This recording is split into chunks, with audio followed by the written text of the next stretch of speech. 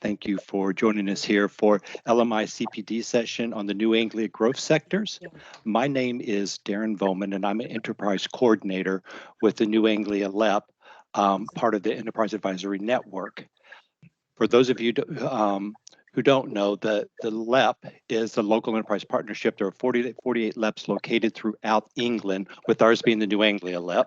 LEPs monitor business sectors throughout our region, looking at growth areas, how to keep current businesses in place, how to attract new businesses. The LEPs can provide funding to help kickstart projects like, for instance, the wine rack project in Ipswich, which is that big gray monstrosity that used to sit on the waterfront.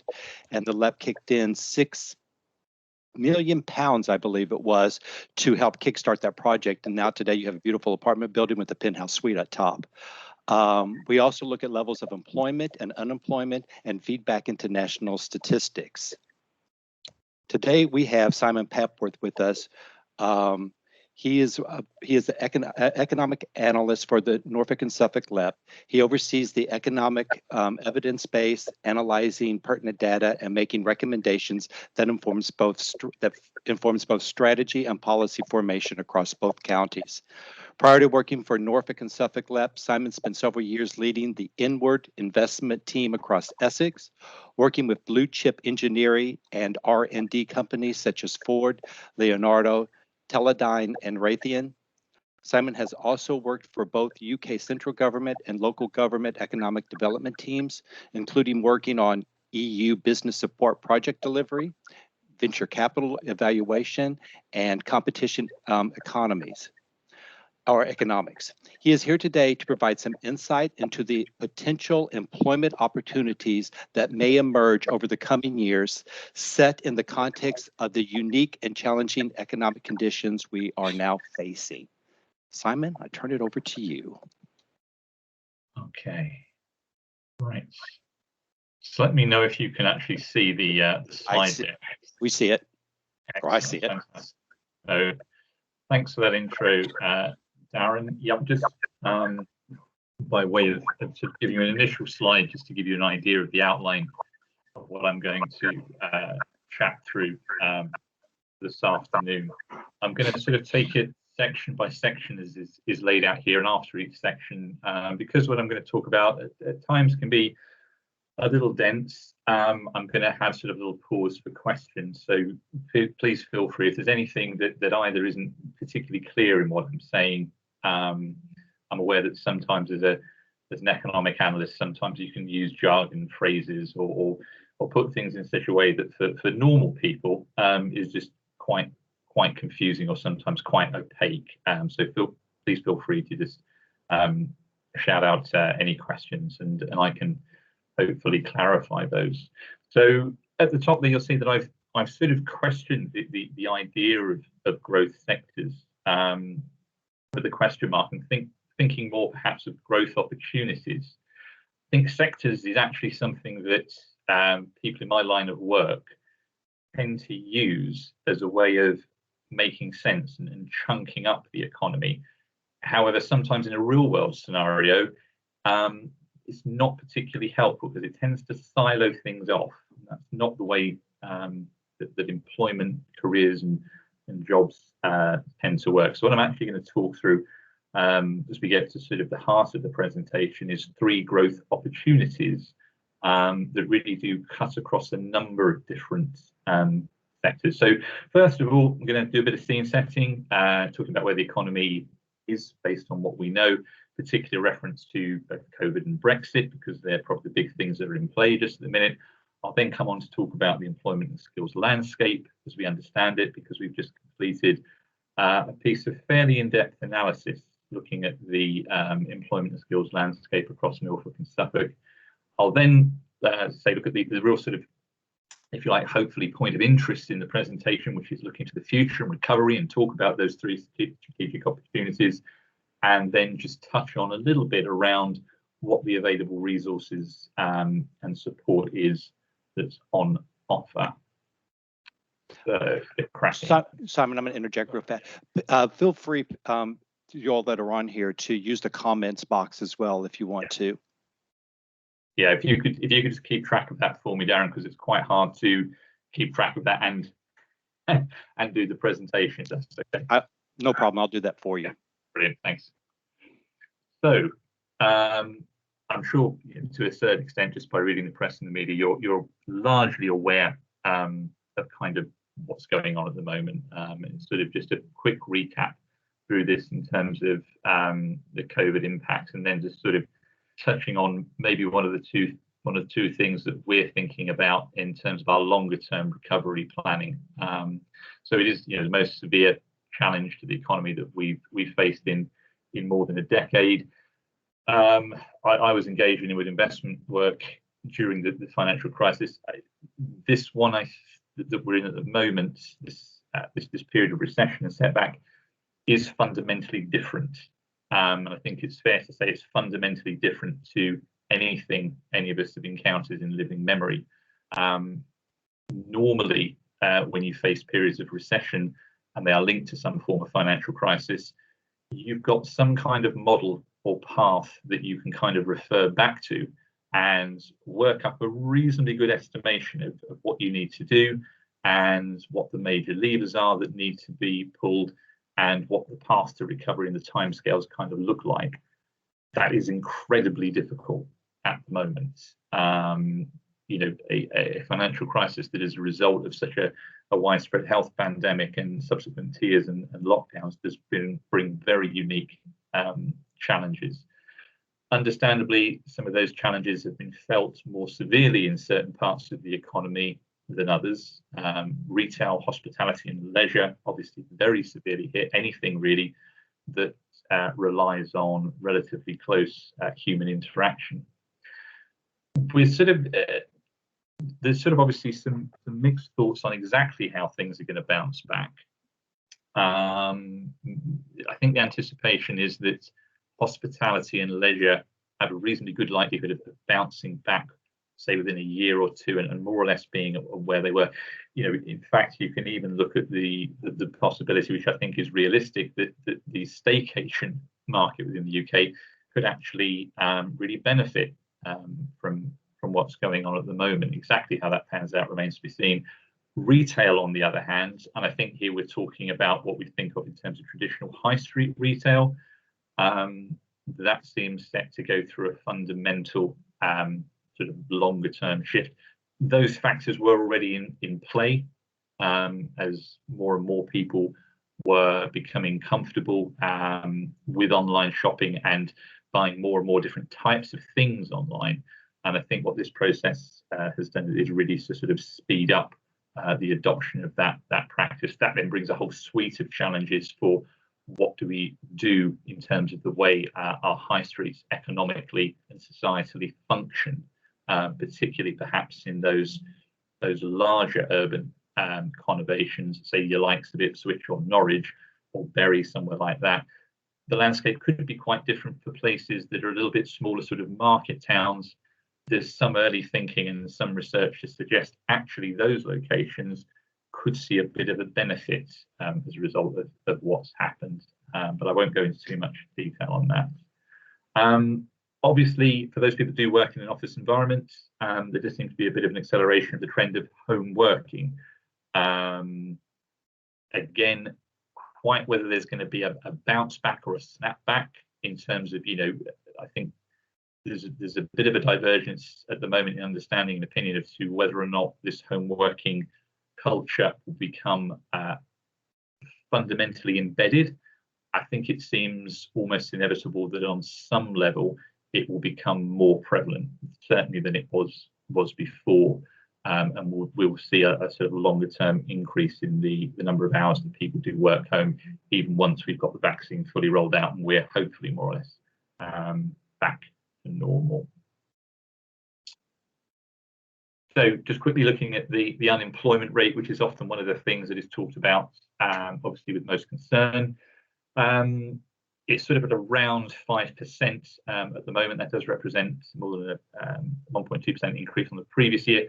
Obviously, I think the situation would have been a lot worse had it not been for the continued rollout of furlough and the self-employment support scheme. Whilst I appreciate particularly the latter hasn't been accessible for all of those who are self-employed, certainly the unemployment rate would have been a lot higher. I mean, back in June, when we were initially modelling this, we anticipated that furlough would come to sort of a very abrupt end in October last year, and we were calculating that the employment rate could easily have shot up to 10-12%, if not higher. Now, obviously, it's got nowhere near that level at the moment, but I think that's because of the furlough scheme that's been prolonged. It would seem likely that there's still a possibility that at some point later in 2021, that employment rate could go up as high as around sort of put there 7.5%, maybe 10%, depending on exactly how effective the vaccination effort is, and then subsequently exactly how the furlough scheme is wound down and eventually withdrawn. But it doesn't look as though the current mood within central government is to arrive at anything sort of like a cliff edge, which is, as I say, if you go all the way back to June, that there was a sort of anticipation that actually the furlough scheme would end quite abruptly. That seems very unlikely now. So the other sort of big thing that's going on in the background is, of course, the UK leaving the EU and having subsequently come to a trade agreement.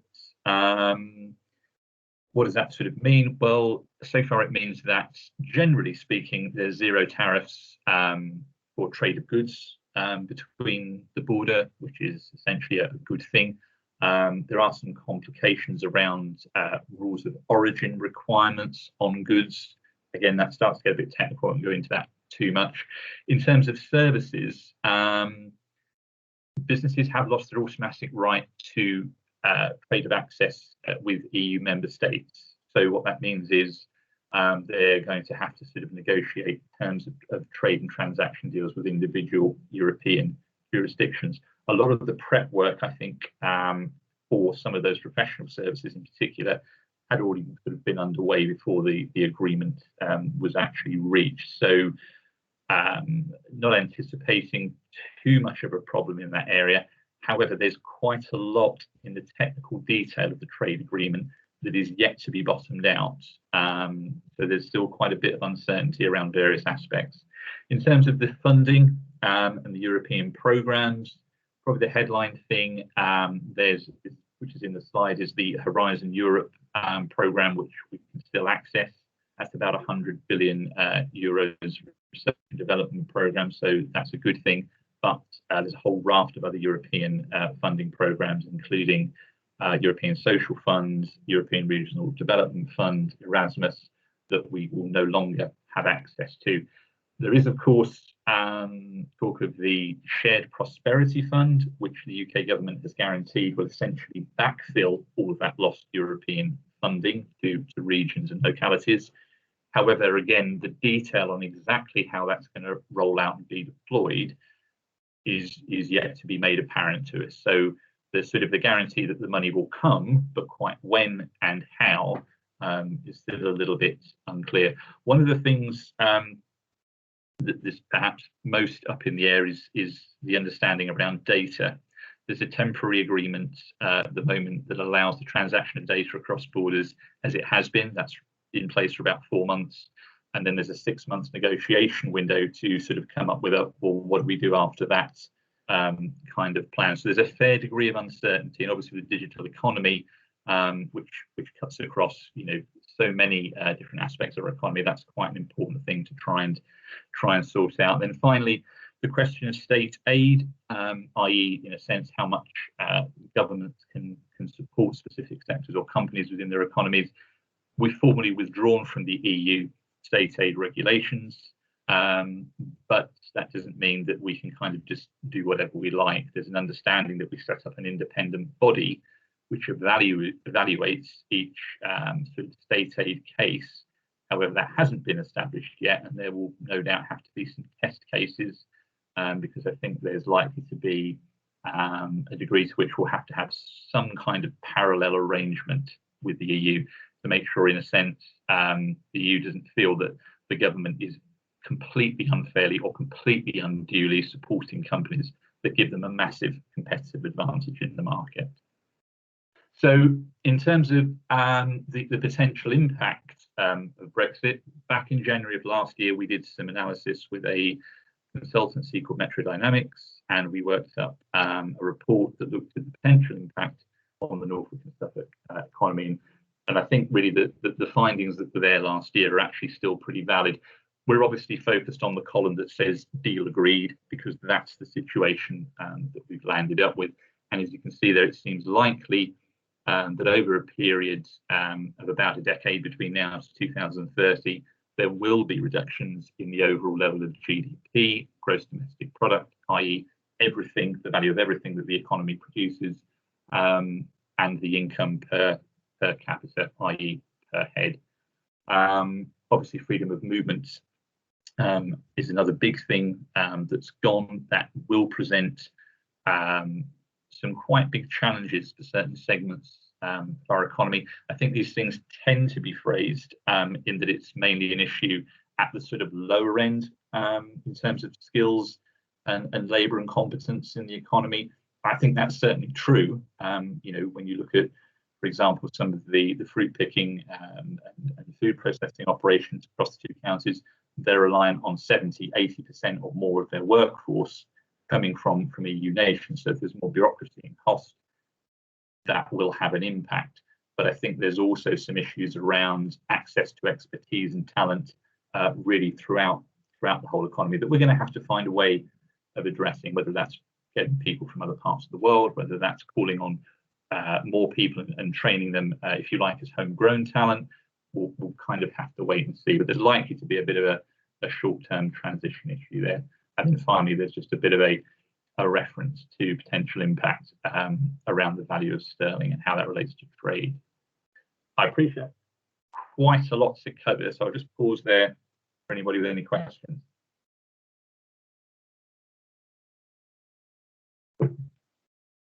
Nope. Nothing on the comments, Darren? Nope, nothing on comments. Cool. Okie dokie.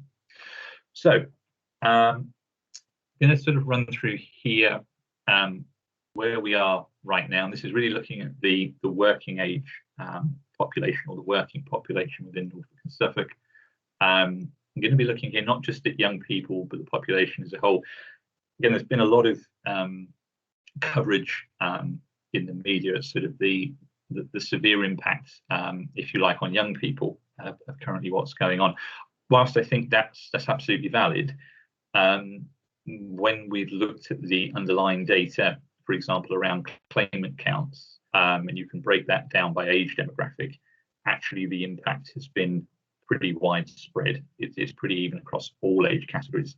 And in fact, some of the data is pointing to the fact that it's those that are actually over 50 who are also sort of at most risk, or have been put on the back foot most by what's going on in terms of the uptick in the rate of claimant count. So it's important, I think, just to sort of put that into perspective. This is all framed by, as I say, something called the Local Skills Report, which all LEPs across the country were recently asked to complete by the Department for Education.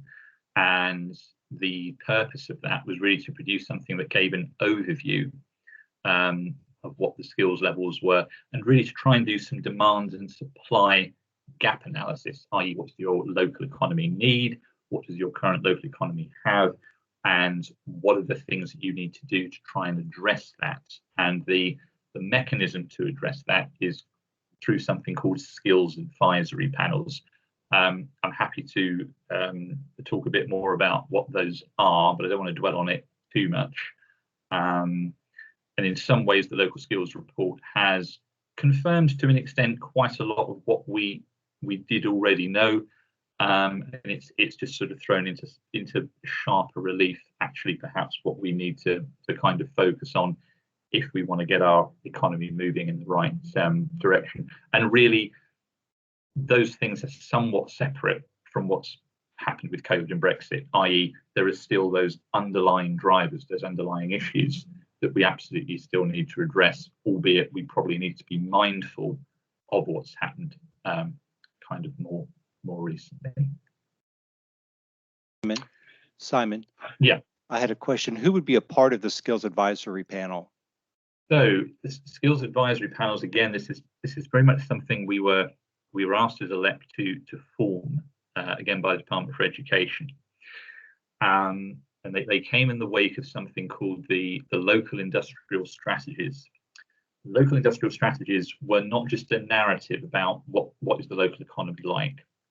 It was a piece of analysis and research looking at what's distinctive about the local economy, where it has the potential to perhaps grow and flourish compared to other parts of the country. So really looking at that thing of what's distinctive, what's special, if you like, about that part of the country that you're from. And the skills advisory panels were set up alongside that to say, bearing in mind whatever it is that's special about your particular part of the world. So for example, let's just say your part of the world had identified that you had a real growth opportunity over the coming years in terms of building up supply chain for the aerospace sector. That would be then what the skills advisory panel would focus on in terms of saying, right, in order to do that, what do we need to really focus on in terms of skills development, career pathways, aspiration development, all that sort of stuff to make sure there's that synergy and we kind of achieve our potential. So the makeup is skills teams from county councils have representatives there, the FE colleges, the universities, chambers of commerce and business intermediary organisations and training providers. The focus of what they look at is very much on post-16 education or post-16 career paths. Having said that, of course, we are very mindful, and it's certainly something I and my colleagues from the county council skills teams do try and sort of shift some of the focus on, is you can't just look at if you like, post-16 stuff. You do have to be aware of what's happening with children as they're growing and developing before they get to that point. So, for example, one of the things that we have identified through the skills advisory panel is that we probably need more people trained in STEM subjects. And obviously you can't just look at that in a post-16 context. You've got to look at the sort of levels of attainment coming through before people get to that point. So it was a bit long-winded, which is kind of why I tried to avoid it, but that's fine. Hopefully that clarifies it. And we have those in place for our current growth sectors. Yes, absolutely. Yeah. So the skills advisory panel is not one for each area. It's sort of a skills advisory panel that looks over the thing as a whole. Okay. So hopefully that'll sort of come through a little bit more later in the presentation. Okay. So this is looking at the local economy in Norfolk and Suffolk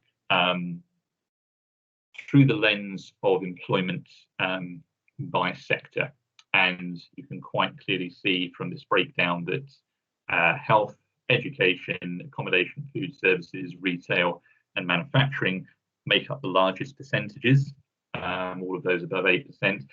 Actually, when you look at our breakdown across the piece, it doesn't massively differ from a lot of other areas in the UK, insofar as we've got a fairly good spread of employment across different sectors. So we're not massively dependent on any one particular sector. The scale of proportion in the health sector is partly reflective of our age demographic in this area. We do have a noticeably higher proportion of people who live here who are elderly, i.e. over 65, and that is sort of played out partly in what you're seeing in that chart. This is a sector breakdown that we didn't necessarily choose. This is kind of what the Department for Education prescribed. I think it's sometimes useful just to bear one or two things in mind with this. So if you look at this another way, you could say, well, if you combine public administration, education and health, OP and Q, that actually is well over a quarter of all of the employment is actually in the public sector.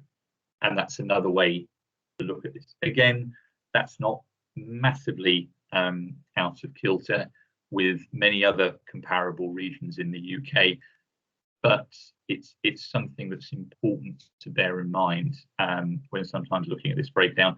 And also when you look at, say, the category which is J, information and communication, that's very low looking at this at 2%. But what this is looking at is people who are employed by companies that operate in that sector. So that's not reflective of all the people who perform an IT or a digital function within the economy as a whole.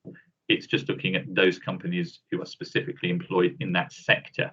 So you will find people that work in IT and digital across sort of a whole raft of all of these different sectors. It's just that it's quite tricky to get at that level of data. It's very hard to break that down. I would flag up also, and this is just something again that we have to contend with. This is data from 2019. Believe it or not, that is the most up-to-date data that really any of us can get at for a lot of these metrics. There is admittedly always a bit of an inherent problem with that because you're looking at retrospective data. And when you have a situation like we're now facing, when there's a big shock, there's a bit of a step change to the economy, the sort of validity of this is sort of further undermined. So we have to be a bit careful not to read too much into this data because some of this could shift quite dramatically. For example, I'm thinking around the retail percentage. On the 2019 readout, it's at 10%. We could find that within a couple of years, that has shrunk down quite dramatically simply because of what's happened. So this is now looking at the working age population of Norfolk and Suffolk, 16 to 64, and what the level of their highest qualifications. And I'm sure as education professionals, you'll be familiar with the sort of level 1, 2, 3, 4 categorization. What we can see from this, New Anglia in the lighter blue and England in the darker blue, is that generally up to level 3, we're performing fairly well. We're slightly ahead actually of the national average, but then that's somewhat counterbalanced when we look at the level 4 and beyond level of qualification, where clearly there's quite a gap. And this is one of the priorities that the Skills Advisory Panel has looked at in terms of how can we try and bring us closer to that national average, hopefully one day perhaps even exceed it. And this isn't just thinking about it in terms of, well, that means we need more people to do A levels and then go on to a degree. That's just one of many paths by which the working age population could actually attain those higher levels of skills. And the thinking behind this is actually the higher levels of skills within an economy, the more productive and the more efficient that economy is likely to become. And that then translates into higher median average wages. And it just generally brings a net benefit in terms of economic performance and then subsequently sort of financial well-being and tax receipts and all the rest of it. So that's where we're sort of trying to move this. Part of that equation actually might also be due to encouraging and accommodating more of the right types of businesses to both grow and develop and come and locate in this part of the world. And that will also hopefully then have the effect on pulling up the qualification, the productivity level of the working age population. Any questions around that piece of work? The local skills report will be published, as I understand it, around the end of March. It's got to go through a little bit of a process through Whitehall before it's kind of signed off, but it will be sort of freely available after that. And there's a whole slew. I mean, I've only pulled out a couple, but there's a whole annex with, I think, about 24 different charts and analysis, and the whole report's probably about 40 odd pages long. So it's quite in depth and it does cover quite a lot of ground. I just wanted to give you a little bit of a flavour of what's there.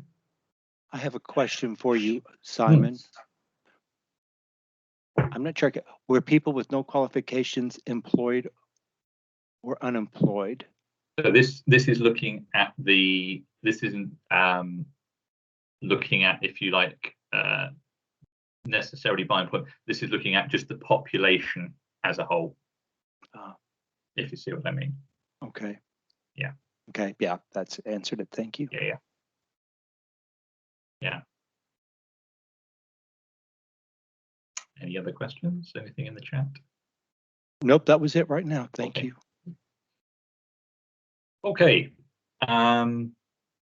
This segment of the presentation is really looking at what might the future look like, what might the future prospects, the sort of growth opportunities really be. So, as I said before, there was this piece of work that was undertaken about a couple of years ago now, and it was widely consulted on with industry, local government, voluntary and community sector, business intermediaries, really sort of across the piece, to try and identify those things that what are the slightly distinctive things that we think have real growth potential. But it's not necessarily looking at what are the things that are going to have the biggest pools, if you like, at employment, because that's still likely to be things like your health and sector and stuff like that.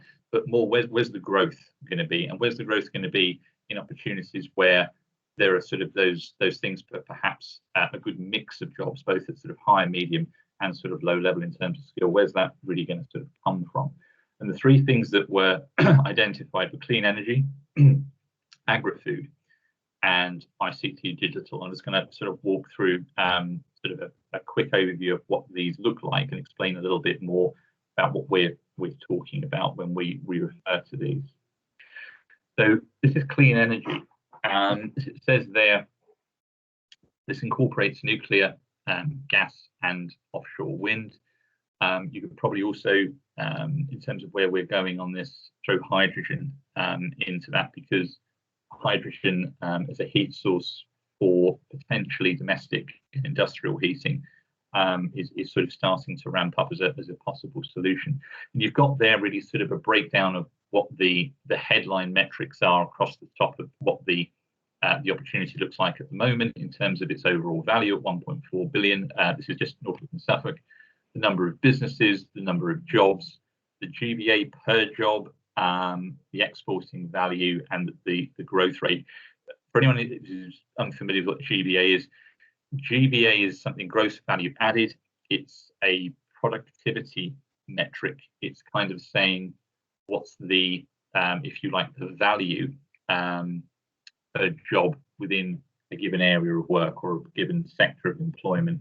It's a measure that clearly economists do bandy about quite a bit.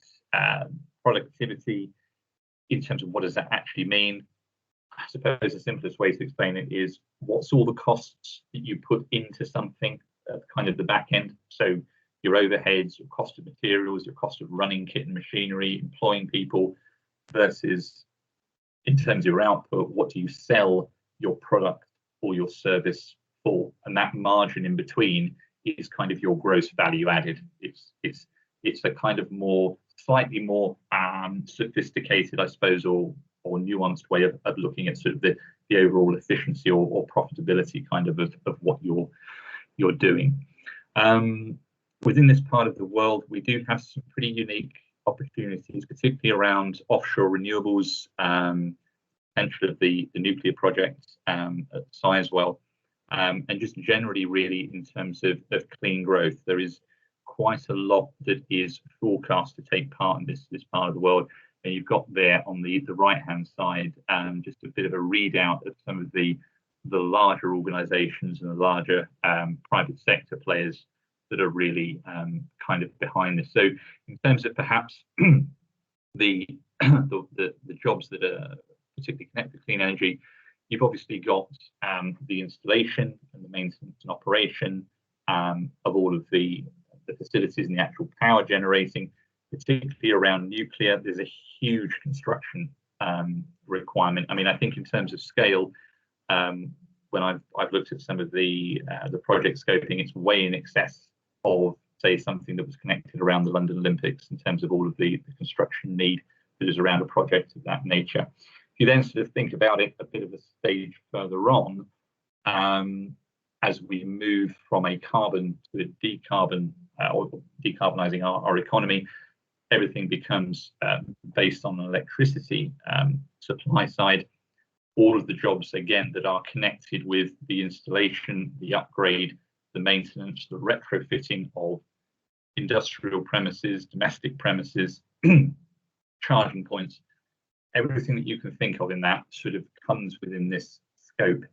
It's something that's really big, it's really complex. We're working to try and understand it at a bit more of a granular level to get a real idea of exactly what the requirements are. But it is something that I think is going to be here, certainly in the longer term. Agri-food was something that we took a fairly broad approach on. So we're not just talking here about growing food. I mean, clearly anyone that lives in Northern Suffolk will understand that we grow a vast quantity of food in this area and a great variety of different food types. What tends to happen though when you break it down is that we tend to grow and harvest a lot of the food.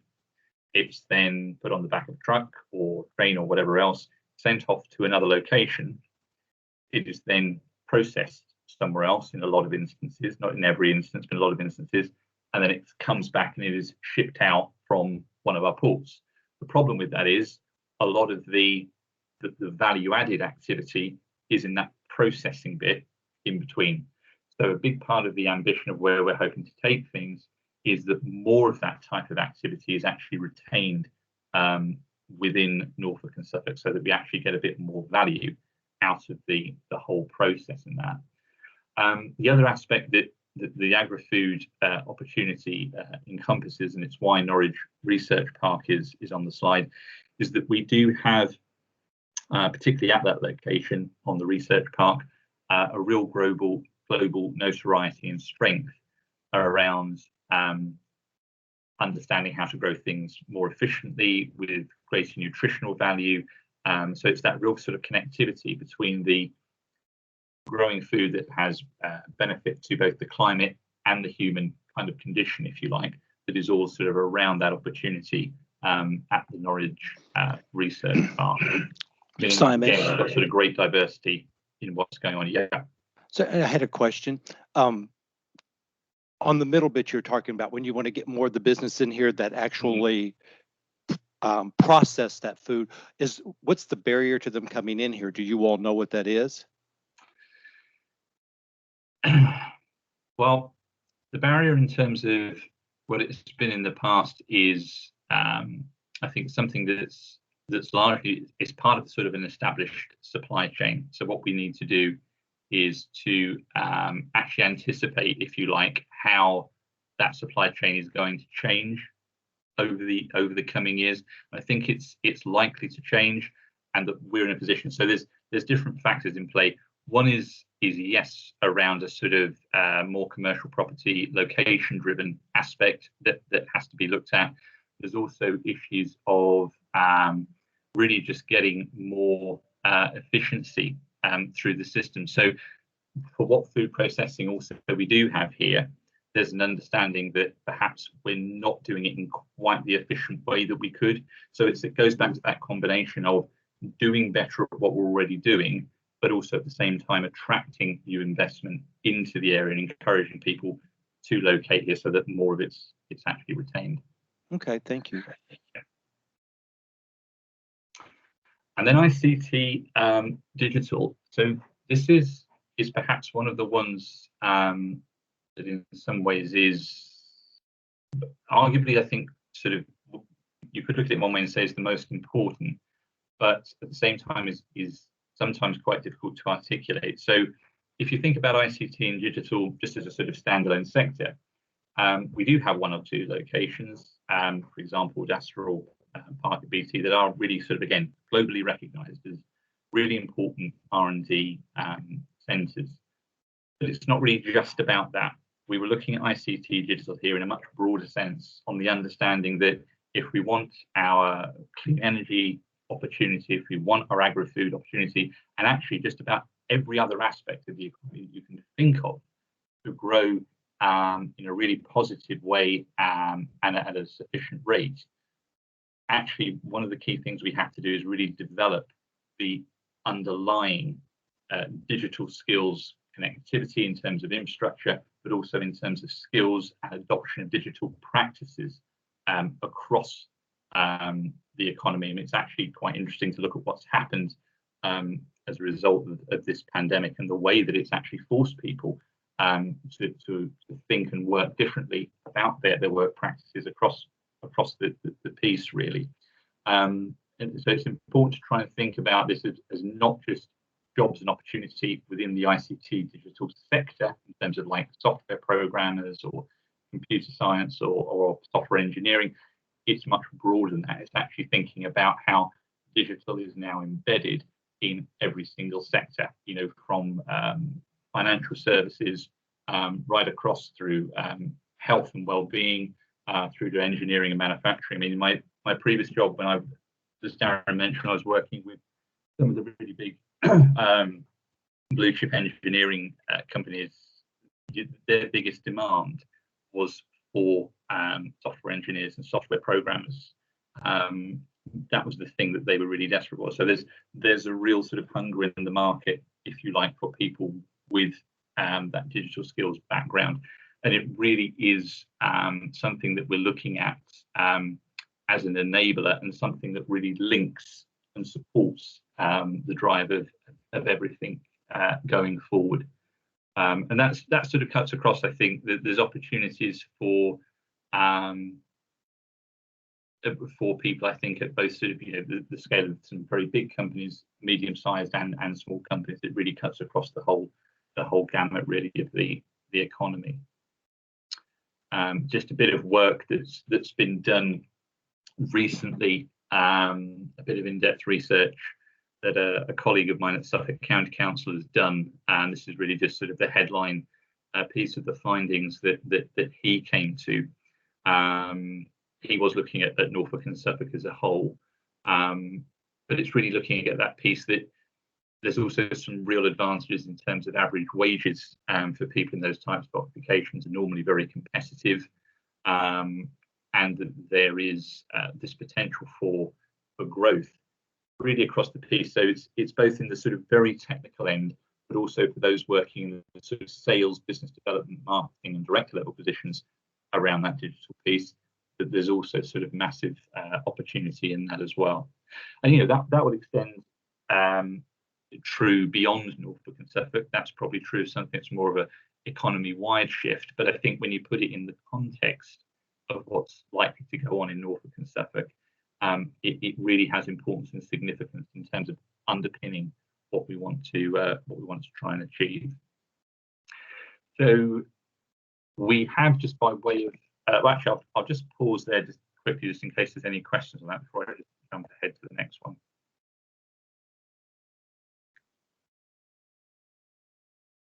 Nothing's popping up on here. Yep.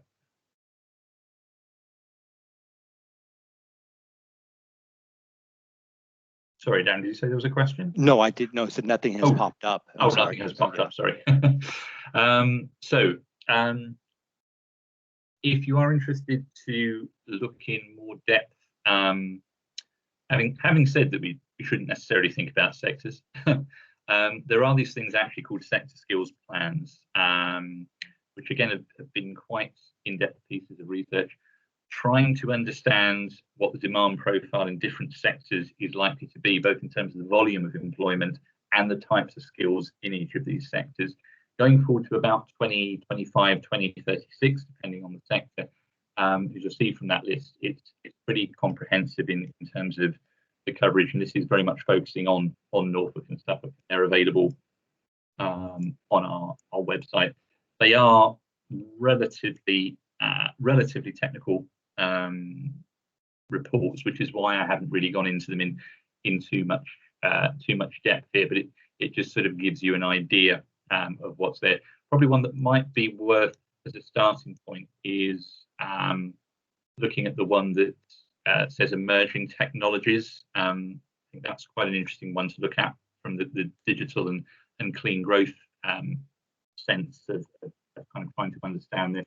And there's also a report in there which looks at the cross-cutting skills, i.e. almost looking in terms of what will the workforce as a whole need in terms of perhaps some of the slightly more softer or more transferable skills that are anticipated over the coming couple of decades. Quickly, any questions on any of that? On the emerging technologies, how would the teaching staff be able to promote that to the students?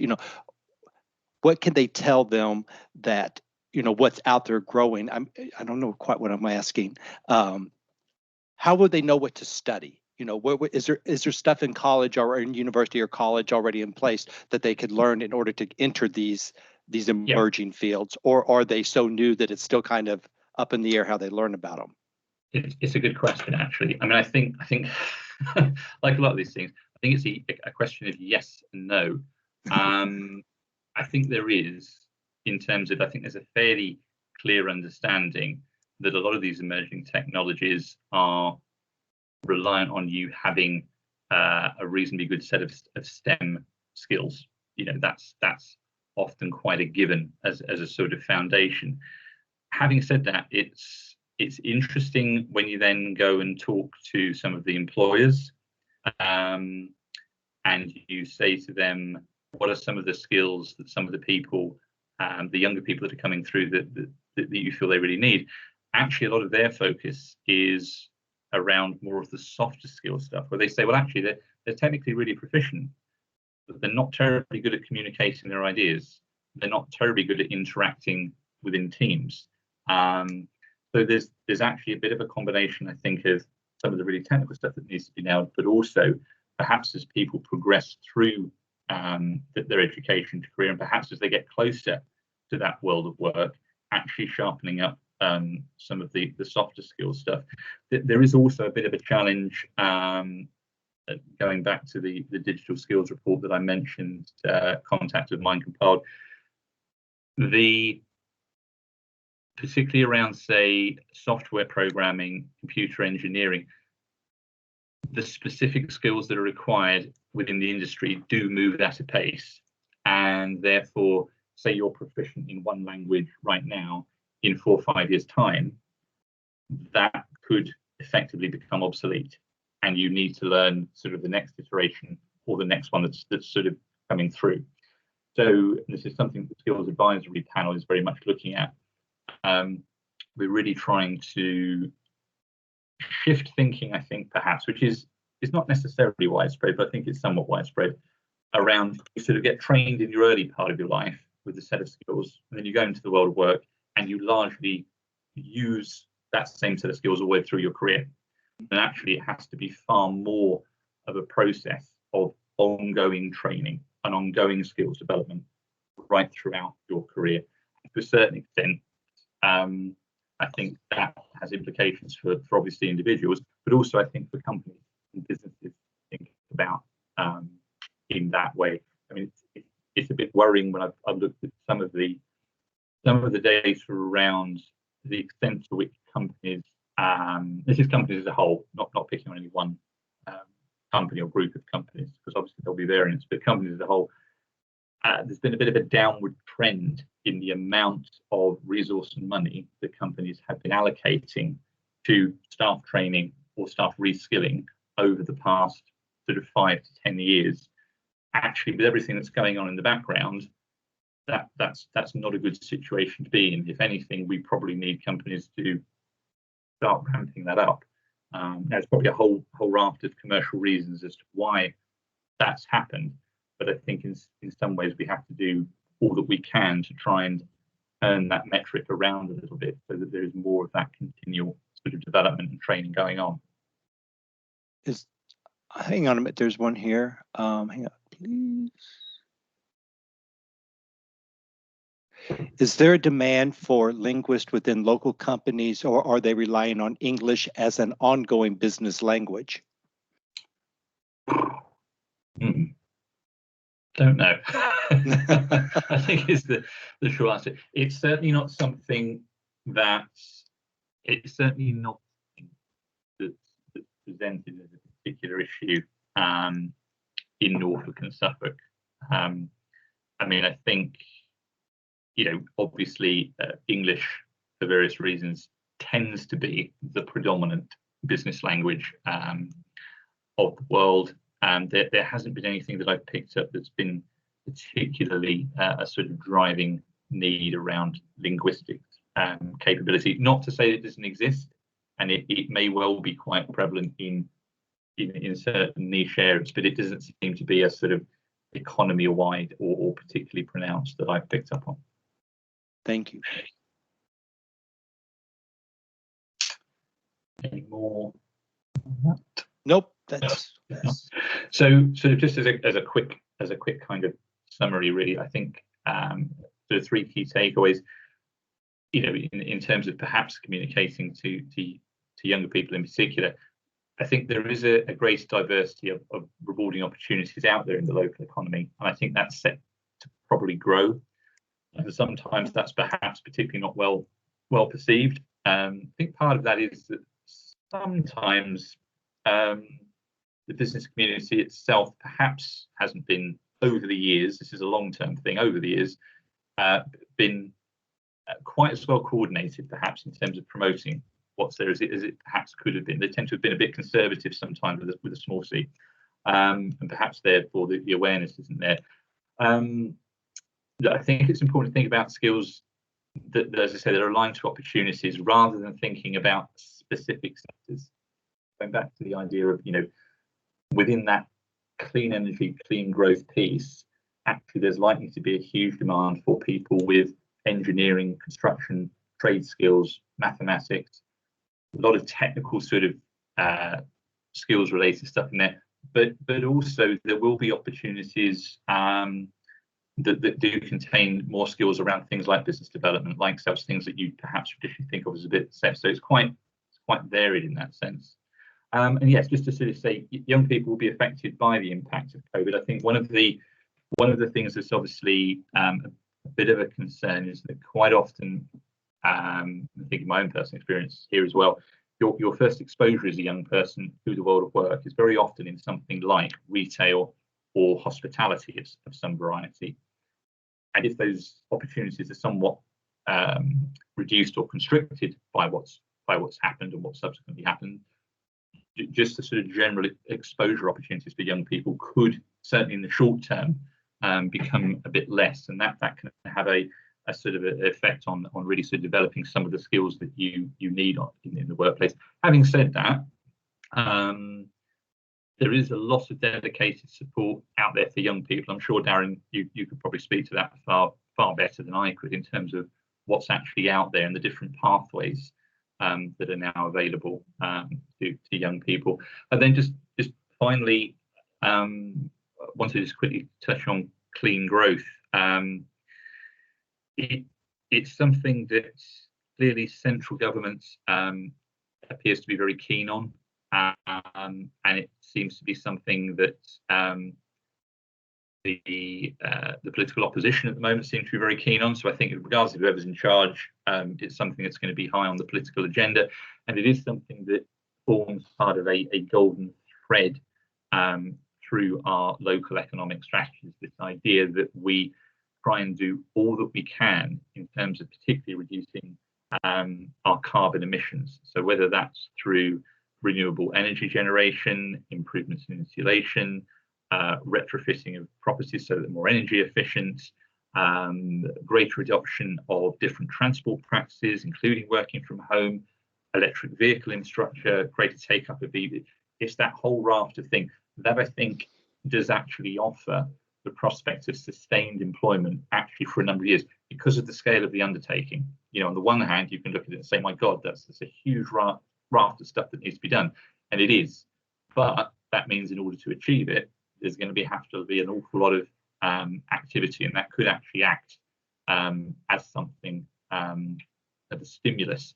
We are at the moment trying to undertake further research, and I think stuff will be emerging over the next year where we try and break that down so it's a bit more digestible to understand what does that actually look like in terms of the number of jobs, the types of jobs, where are those jobs likely to be, etc. And finally, that was just a little bit of, this really just provides just a bit of an overview of all the different things that the Skills Advisory Panel sort of either oversees, is aware of, or gets involved in terms of trying to tackle the skills issues across the economy. Thank you. Thank you, Simon, for coming on here and talking to us today. I found it very informative and insightful, and I appreciate your time. Last time, if you all have any questions here, you can put them up here now, or if you think of something later on, please feel free to contact myself or your enterprise coordinator, and they would make sure I get the question, and I'll pass it on to Simon. Again, Simon, thank you very much. We appreciate it, and thank all of you for coming on here. Okay.